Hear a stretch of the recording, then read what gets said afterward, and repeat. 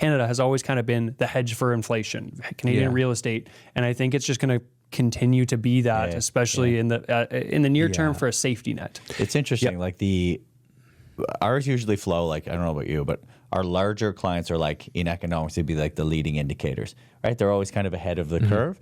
And then you have the, more retail buyers kind of following suit. Right now, it seems that they're both clamoring. Everyone's in. Retail buyers. So everybody's back on. The people that have been hurt for the last 2 years or have been hurting, they're still hurting significantly. There's a lot of people that are, but the people that aren't in that position and have been waiting, I feel like, as you just said, over the last 3-4 months, they've been re-entering, and it's like they're seeing everyone around them starting to re-enter of like, this is now a good time to get in if you have the ability, if the building can support all these, if you have an exit plan, all of these things, the stars are aligned.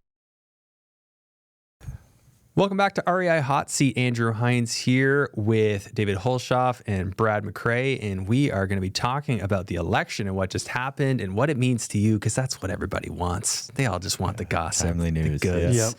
I mean, how timely can I be? Today we're recording the day before it launches, which is actually rare. We do record weekly, but this one's fresh. So anyways, guys, new election. Thanks for having this chat. Thank you. Thanks for having us. We're going to dig in and have some fun with this and be a little controversial, because that's kind of what I do. Yeah. No walking the line. We're jumping. You just you got to say it. Yeah, straight up. Like, I'm pretty much apolitical. Like, I call me a little bit pessimistic of politicians, but I will say that, I mean, if you compare the two, obviously, me being conservative leaning, I think it's better that a conservative win, quote unquote. Right. So, but there are some serious inflationary policies. So what do you think, high level, guys? I don't want to start this. I want to get your take first, Brad. High level, what's your take on the election result and what that means for Canadians, like looking at the economy, looking at the real estate market? Yeah. So there's a few things right off the top. He comes out swinging, as he always does. And he's kind of saying a bunch of policies that he's going to be, whether or not they actually come into effect or not, just him saying that these policies, like you mentioned with GMOs and the changes of that, with potential economy changes, that just has the ripple effect up to the Canadian economy, whether or not they come into effect or not. So there's a lot of uncertainty in the U.S. right now, and there probably will be for the next few months as he decides what's actually going to come into policy and come into effect. And then the rest of the U.S. as well as the rest of the world actually kind of comes to terms with what actually happens or not. So just right now is kind of when the most volatility and the most uncertainty is happening. Like for anyone that follows cryptocurrency, Bitcoin's had a massive swing, and there's people on both sides of that, whether this is the way it should be going, and then there's people on the other side of it that's like, this is just a run because it's a run, and it's going to come down quite short. What did we see Bitcoin run this week? What was the percentage? Do you know? Were you saying it was up 17% in the month, or no? In the last 2 weeks. 17% in the last 2 weeks. Was it 40% in the month? I know it's $8,000 today, which is since 6 a.m. Like that is, and so there's a lot of people that are like, yes, that's exactly where it should be. It should be higher. It should be more value. They're putting money in, and then there's also people that are, we're still not sure of where it can and can't go, and that's going to cause a lot of, I don't want to say panic, but it'll cause a lot of disrupting effects. Yeah, it'll be interesting to see what changes actually get made. Yeah, because he's full of hot air in a lot of ways. They all to some degree. The whole locker up thing in 2016, that sure didn't happen. But straight up, the stuff that he's saying right now is so insane that the markets don't know what to do. Right. The markets are freaking out. That's why Bitcoin's going crazy, is people are assuming, because the inflationary effect of, if you were to ban the use of GMOs and pesticides in any way, shape, or form, whether it's 20% use or 100% of the use, like, you're talking an astronomical increase to the cost to produce agriculture. Yes. Like, in the way these farms would have to transition, the amount of farmland that's going to affect, I mean, who knows? And I think the uncertainty is where the market goes nuts. And there's a lot of panic buying right now of Bitcoin, which is driving the value up. And gold, silver, I'm sure if we looked at those, they'd be doing the same. Yeah, exactly. Stock market's gone crazy. Yep. But let's dig into it. Why do people say that his policies are inflationary? That's one example. Do we have anything else? Anything coming to mind? Or why it would seem inflationary? Yeah, why his policies seem inflationary? Well, You I can think touched of on one other thing. The tariffs, right? The tariffs are a big one. Yeah. So you're going to throw tariffs now. So the idea with the tariff is Trump's going to try to keep manufacturing in the U.S. So if goods are coming in from any other country, they're now going to charge a tariff tax on that good coming across the border, which effectively is going to reduce the demand for the goods in the other countries and make Americans choose their own goods at a slightly higher price. Because the whole reason we were choosing to buy stuff from China was because it was cheap. Yes. It won't be as cheap. Right. So that's the idea with this. So of course, here we go, more inflationary. Yep. Question is, I mean, one of the questions for Americans is that a good thing? Right. I mean, obviously they just voted that they think it is. Yep. And how much of that is he actually going to institute? It's interesting because he's like, love him or hate him, he certainly knows how to run a business, right? Yep. And if you look at it, like, okay, if he's being strategic with the moves he's making and trying to make the company of the U.S. successful, is he going to go ham right out of the gates? Like, you just got hired as the CEO. You're going to go change that, change that, change that. I feel like he will more this time than last time. Like last time he didn't know what he was getting into. He had an interesting sort of, he had an interesting, like, I don't know if you saw him, either of you, on Rogan's podcast, but it was quite insightful. And one of those comments that I kind of resonated with was talking about, he's like, look, I get, put in power, I've got to basically hire 10,000 people. So you're really leaning on your people's people, and you start making these judgment calls. He said a lot of them didn't turn out the way I wanted, paraphrasing. Yeah. He's now more strategically aligned with bringing the people that he knows, or his words, can execute. Yeah, so, filling up his cabinet now. Yeah, and he already is doing that. Yeah, starting to make hires and changes through that. Yeah. So, if you would think that he has the people he needs if he's going to run it successfully to do that, right? Yeah, I mean, there's a number of reasons why you can expect him to be way more aggressive this time around than the first time. Like your first time, you're going to try and get reelected. I mean, of course, he might be trying to get J.D. Vance elected next time, but I don't think so. I think he's just going to do whatever the heck he wants, knowing that he can't get reelected. Yeah. So he's just going to go for it. And he's already made some announcements of stuff he's going to do, like banning the additional genders and stuff, and like he'll take away funding from people who promote that stuff. And he's already saying this stuff now. So what's interesting, I had this thought the other day, is like compared to the average president that serves 2 terms, he actually is kind of getting more than 2 terms because he's taking this time when he's not in office right now to plan everything so that he can just pops in day one. It's effectively giving him more time and But control. you see why there's some sort of trepidation in movement. It's like, each isolated move is a very big move, right? Like the tariff discussion in and of itself is massive, absurd. Right? It's an absurd move. The GMO is and then the thing with the tax cuts, like he's not going to be able to cut government spend. Like, and their debt has absolutely surged. Like they're up like trillions since he was last in office, and it's not going anywhere. So the debt service on the debt they have is already monstrous. Are they going to strip away different government spending? I mean, when in history does that ever happen? Like people don't vote for the politicians that cut programs, right? So all the members of Congress, they're not going to get on board with cutting different programs, especially in swing positions where they could lose their seat. Yeah, they're not going to do it. So they're not going to cut. You're not going to see that. So when he cuts taxes, they're going to run massive deficits, even bigger than ever before. And what does that mean?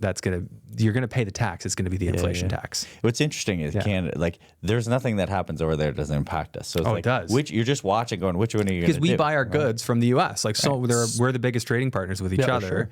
So right then and there, like their goods are going to get more expensive. Our goods are going to get more expensive. Now, let's get into Canada-specific effects. Yep. Our dollar, what's the prediction here long-term for you, Brad, with our dollar? Long term, we know it's down right now, right? Yeah, Oil's it's down right now. Like over the next I would say at least until our election's done, and we see what the effects from like the U.S. election. Yeah, what's going to happen with ours in the near future? Like in the near future, I don't think we're going to see any massive changes. I think for the next little while, like we're kind of going to be reactionary to whatever happens in the U.S. and we'll make changes as those changes need to be done. I don't think our government's going to make any mass changes before we know for certain what's going to happen here. So long term, I do hope that it improves, but in the near term, I think we're just kind of going to stay where we are based on, some offsetting of what's happening in the U.S. Well, getting onto the tariff thing though, like if it's going to reduce demand for Canadian dollars to buy Canadian goods because there's tariffs on them. So that should actually have downward effect. Our Canadian dollar just hit a low. What was it? A 4-year low? 70. Yeah, it was a significant low. It's down like 71 cents. Yeah, it dropped below 72 for the first time since 2020, I think. And we can probably expect it to go even lower in a vacuum. But I actually just was watching this guy.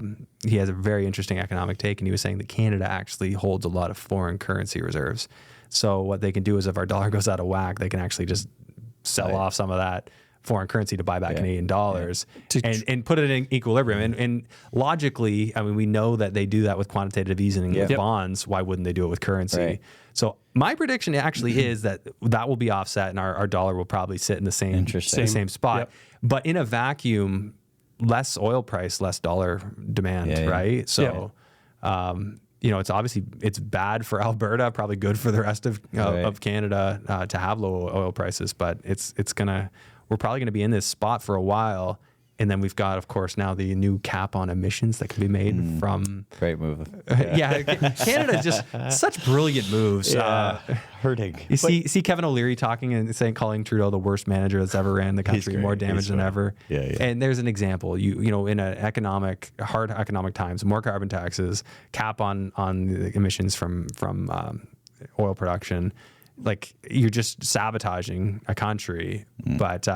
He wouldn't understand that, right? He's obviously not capable, or just doesn't care. And it's even immigration will be interesting, right? Like if you sort of if they mass exodus a bunch of immigrants, like where do they naturally come to next if they're out of the U.S.? Right? They're going to see a big influx coming here. Right? You think about that. Yeah, because they're going to kick all of them out, right? Right. Presumably, if he does what he says, that's his own economy do, too, right? So like that. Like where are they really going to gravitate? Right? They're probably coming here for the vast majority of it. So we're going to have people sneaking across the border into Canada, right?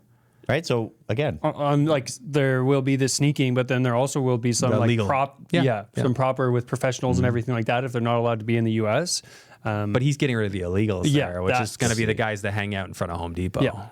And some others too. But But just think about that as its own, like you said, your own vacuum on that. Like how does that individually impact? Isn't it? It's just so hard to wrap your head around each one of these things. Right? You know, this is why hedge fund managers and stuff. Like I remember talking to some people back in 2020, 2021, and they were like, "Oh, who do you prefer to get elected?" And they were saying that they preferred the Democrat candidate because it was more predictable. They didn't want Trump because it drives things crazy. Boy, they're having a rough go right now, you know? But it's interesting. I'll tell you this. Like, I love the anecdotal references. It's like, I don't know about you, phone is ringing, deals are being done. Like, thing is kicking. Like, for the last while, I feel like for the last however many podcasts, it's been like steadily increasing. People, there's confidence reestablished. Like, here's the rub, really, because with all these inflationary policies and knowing that you can't reproduce a Canadian house for the current value of it, in most scenarios right now, where do asset prices have to go but up?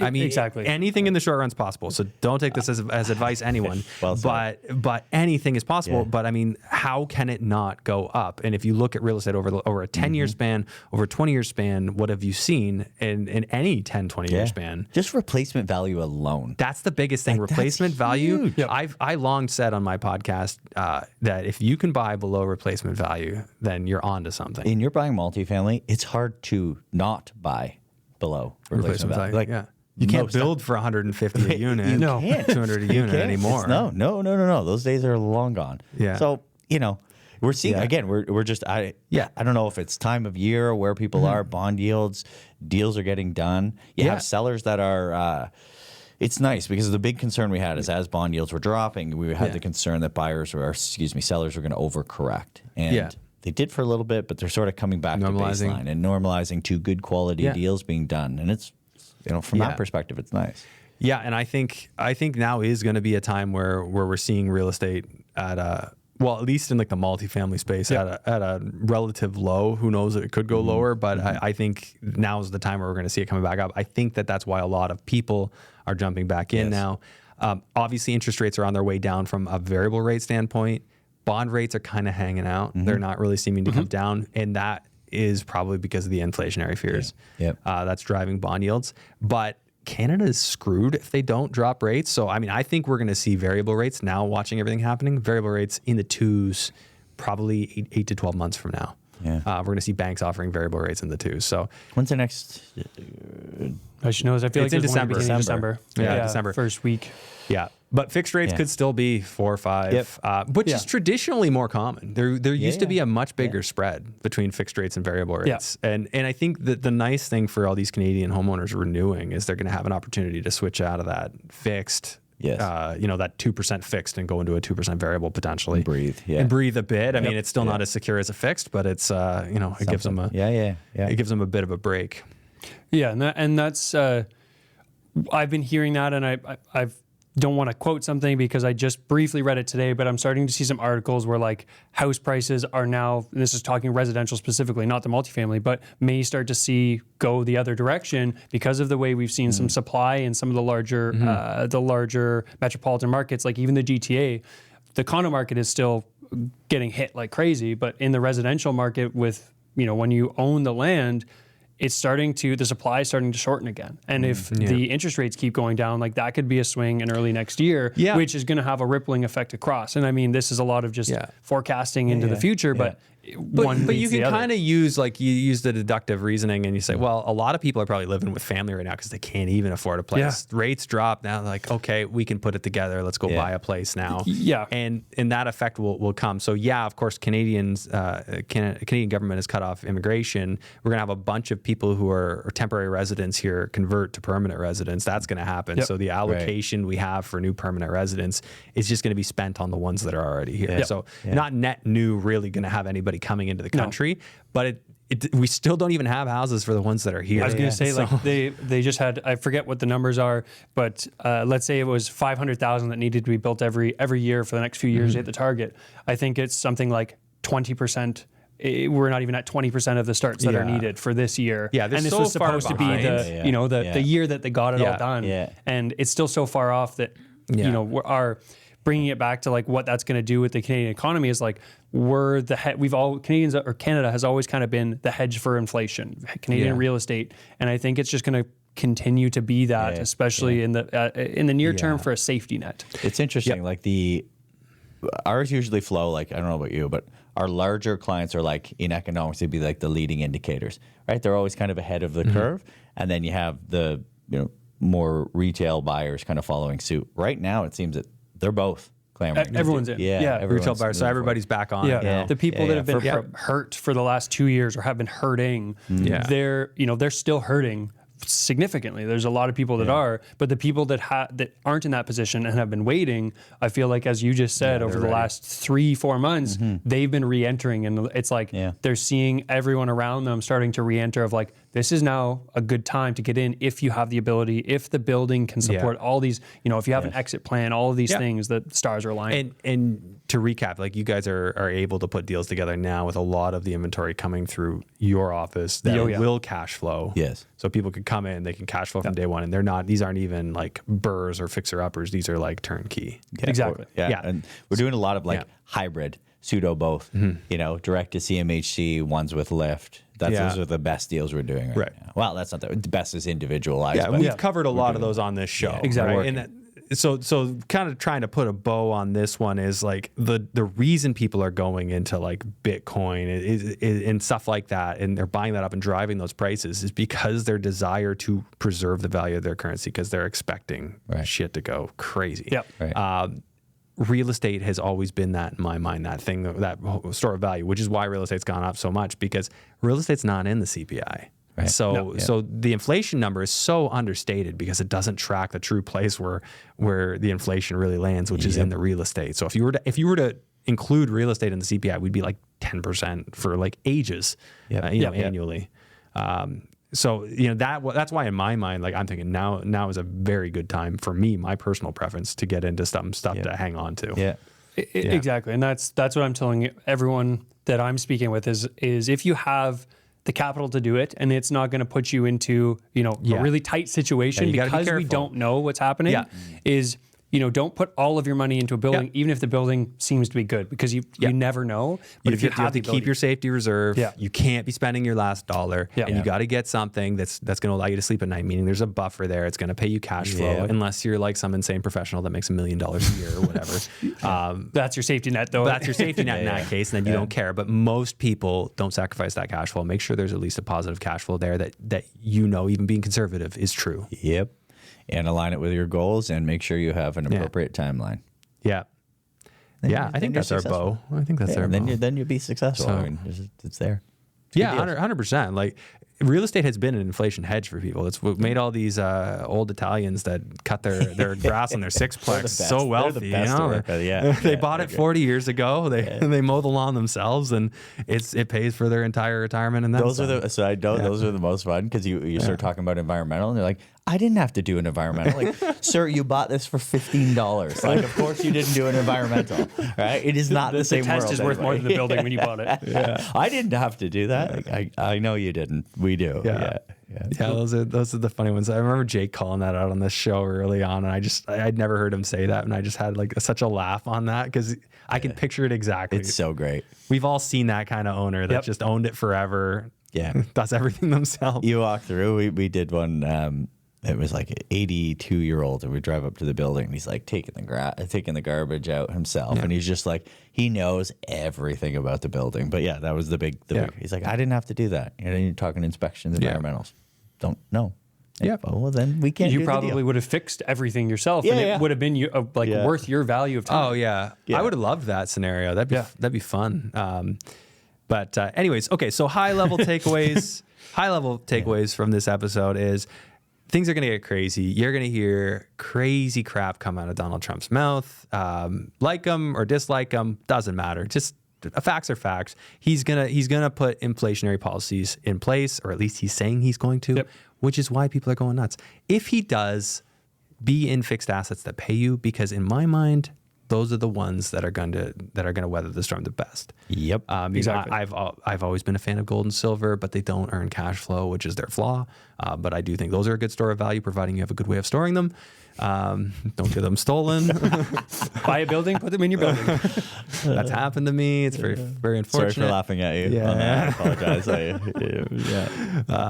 But anyways, okay. Any other high level takeaways you guys want to add to that? No, I think you nailed it. I think. The one thing I would say is, as you said, he's going to be saying a lot of hot air, or the policies could come into place. Don't make rash decisions without thinking through what everything that's happening is actually, how it's going to play out. Don't make a decision abruptly without thinking through whether it's a good or bad decision. Yeah. Markets are emotional in the short run, so don't do that. Yeah, actually sit back, weigh things, and make sound decisions. Of course. My old saying was, it's like, if you zoom out long enough, it's like going up the stairs with a yo-yo. Yeah, Like there's volatility. Yo-yo on an escalator, right? That's real estate. It's the move. yo-yo on an escalator. In the short run, you could see some crazy stuff. Like, don't go out and you'll hear it every time Bitcoin spikes. Somebody goes out and buys a whole bunch. Somebody you knew went out and bought a whole bunch, and they're like, it goes down. Honestly, you can avoid all of this when you just align with what you're going to do with your goals. I say it every single time, but it's like people are going ham on Bitcoin because they have FOMO, when really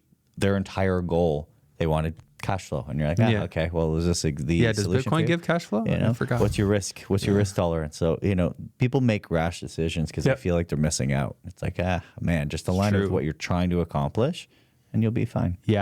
Yeah, write down your goals too. Like write down your why. If it's not strong for you, write it down so you can refer back when you get emotional. When you're gonna make this is what I say in our intake calls. We do these all the time, and I say point blank, like after we get into it, it's like, what are we trying to accomplish? Why are we doing this? Right, 100%. And then that becomes the hinge point under which we use to look constantly for go back. Yeah, have to.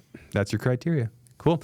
All right, guys, if you made it this far, a couple of things. So we're coming out with something pretty cool. We're going to actually be creating a course to educate you for commercial buying. Yeah. That's just a little teaser. Stay tuned for that. It's not available yet. But one of the best ways to find out about that is to be on the insiders list for this show. Yep. Link for that is under the video. If you're on YouTube, if you're on one of the podcast platforms, it'll be in the show notes. So make sure you take a moment, sign up. That also gets you access to deals of the week. Yep. So there's so many deals of the week, guys. Like they don't hit the market. More deals don't hit the market than do, right? Correct. Yep. In your office anyway. From our Yeah, office. yeah. So keeping that in mind, right? The people in the know deal with other people in the know is what I've learned about this space. So which is really cool. We see deals come through this office. I get to hang out with these guys that you wouldn't see otherwise. So get on that list. Make sure you have access to those. And then, of course, if you made it this far, smash that like and subscribe button. Show us some love. We just found out that we had a couple videos that did like 1,400 and like 3,000. You said it I had too? no idea. Yeah, yeah. Anyway, an so exciting thank day. you. Thank you, guys. Yeah, thank you. It was Let's great. make this one go even higher. That'd be cool. Beautiful. But anyways, thanks, guys. Appreciate it. Thank you. See you Thank you. everyone Till next time. next week. I'll have a new baby by then. Hey. Okay. See you then.